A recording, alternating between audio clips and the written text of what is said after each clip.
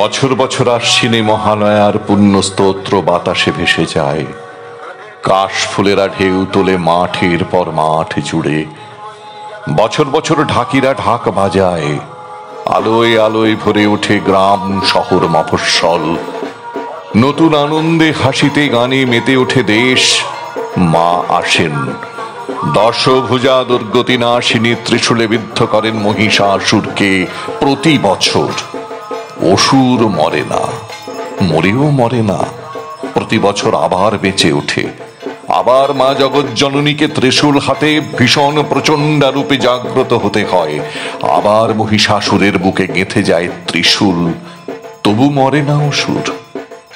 আসলে বছরে 4 দিন আমরা মা দুর্গাকে ডাকি, বাকি 361 দিন অসুরদের সঙ্গেই থাকি। তাদের সামনে মাথা নিচু করি, তাদের আস্ফালনকে ভয় পাই, তাদের ধ্বংস ও সন্ত্রাসকে সমীহ করি। তাদের ভয়ে আমরা কুঁকড়ে থাকি। বছর বছর তাই অসুরেরা মরেও মরে না, ফের বেঁচে ওঠে, বারবার বেঁচে ওঠে।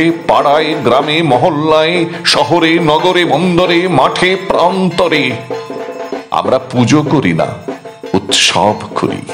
আমরা মন্ত্র বলি না, উল্লাস করি।